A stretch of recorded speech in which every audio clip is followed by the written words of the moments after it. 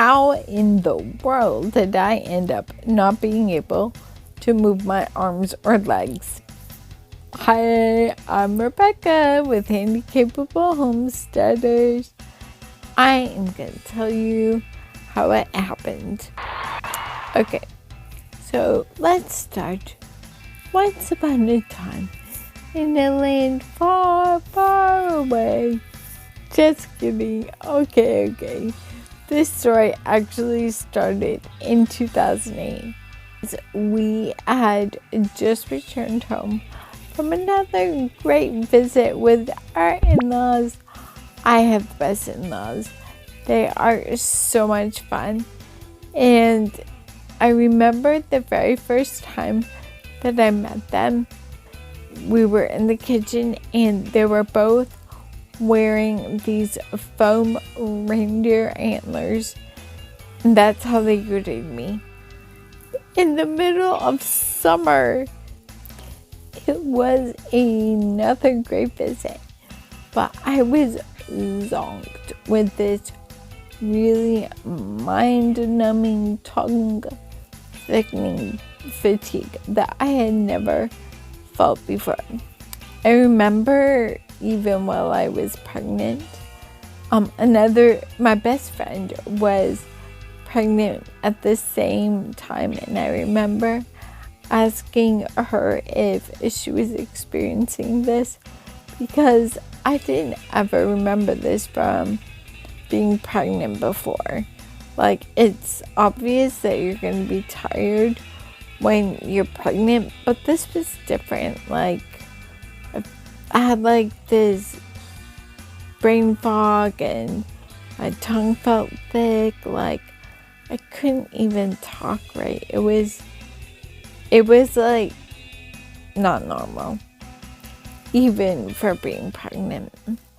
A couple of days after getting home, I woke up and my feet were asleep, but it was like my feet and kind of up my calves, and I thought, well, that was strange, but whatever. But my husband wanted me to go to the doctor. But, like, why would I go to the doctor for that? Oh no, I have tingly feet. Yeah, well, I was sure it would go away, but it didn't. It spread to the entire rest of my body. Like, I remember that everything felt numb and tingly except for this one little section on the back of my neck.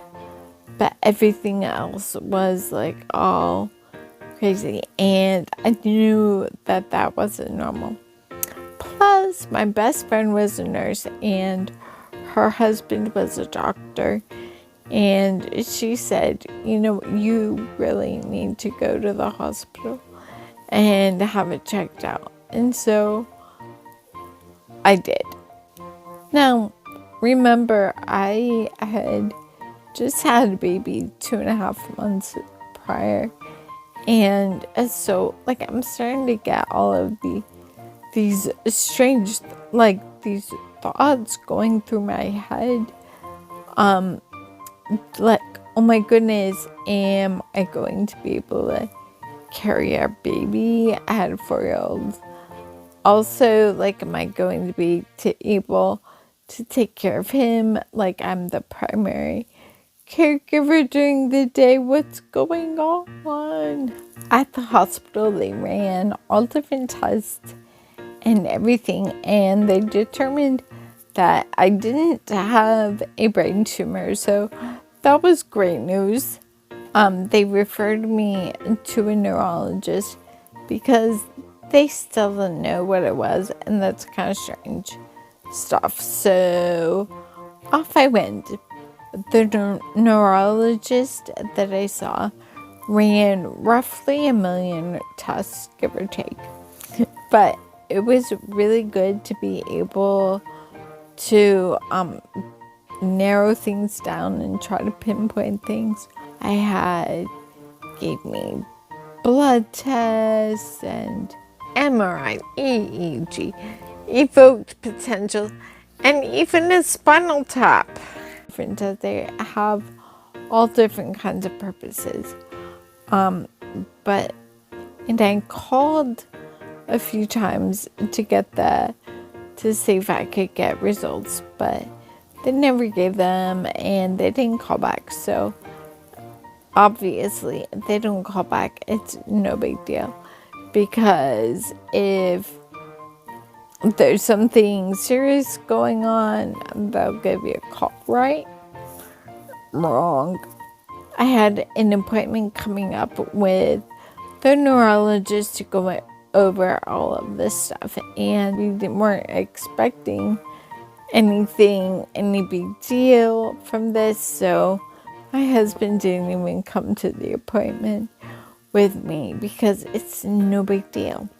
So I didn't have our son with me, but I did have our 2.5-month-old daughter. The neurologist's bedside manner was really much to be desired. He was just like quickly skimming through all of these papers, and it was kind of like the first time he had ever seen them.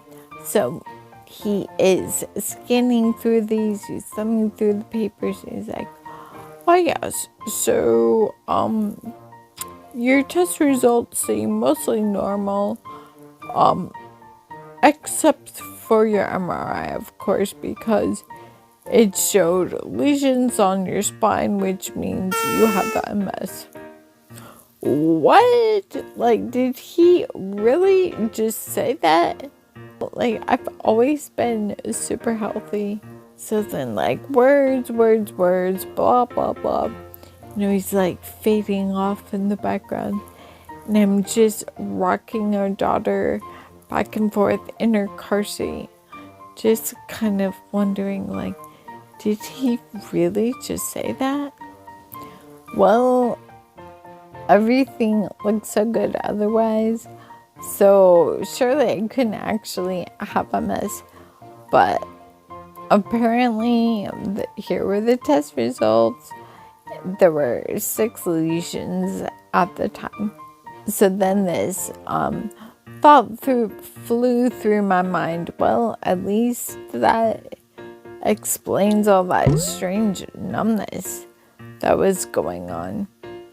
So in a sense, even though I had this diagnosis of something that I didn't really know much of anything about, it was actually kind of relieving to know what it was that was actually going on. After the appointment was over, go back down outside, walk outside to the car, put my daughter her car seat in the back. I got in the driver's seat and I sat down and I said, "Okay, God, what are we doing now? You have a plan."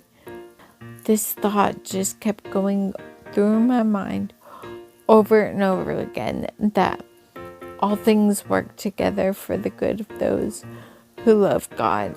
So I knew that God is going to work it out for good in some way, shape, or form. I don't have to know it or understand it, just have faith and trust Him that it was all going to work out in whatever His perfect way is. So then I knew that I can do all things through Christ who strengthens me. So I was like, "Okay, God, let's do this thing." And then I just started praying that, this is an opportunity to help someone else. Lord, just please use this as an opportunity to help someone else. And here we are with HandyCapable Homesteaders. And so I drove off into the great unknown, not knowing what the future was going to hold. But now I have my diagnosis.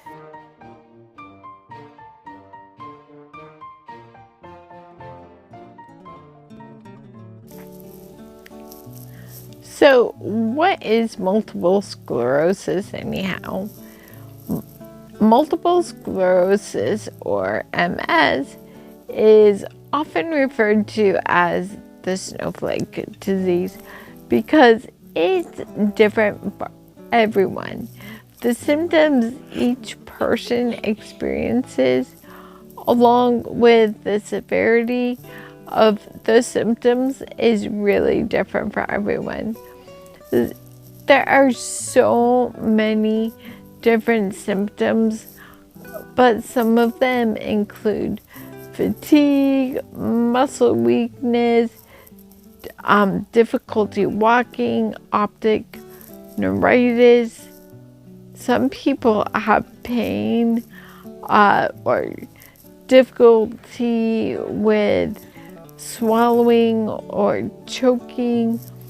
Some people have, which would be me, have a hard time talking, like slurring of the speech or talking slowly. There are so many other symptoms, but you can definitely look it up, but these are some of them. There are several different kinds of MS, but here are a few of the most common. Relapsing remitting is the most common form of MS. In fact, 85% of patients are diagnosed with this at first. It's characterized by periods of worsening symptoms, which are called relapses, followed by periods of being okay or stable. The symptoms might go away completely or only partially. Relapsing remitting MS can turn into secondary progressive MS. With this, symptoms just grow worse over time. This is what happened with me. At first, I had relapsing remitting MS, and then it turned progressive, and my symptoms grew worse over time. But some people never have relapses and just get progressively worse from the very beginning. This is called progressive MS. So this is part one of my story about why I can't move my arms or legs. So watch out for part two. What did you learn from this? Let us know in the comments below. We would also love to know if you or someone you know has MS or some other kind of physical disability going on. We'd love for you to help us reach more people by liking, commenting, sharing, subscribing, all that kind of good stuff. Anyways, thank you so much for watching. Bye-bye.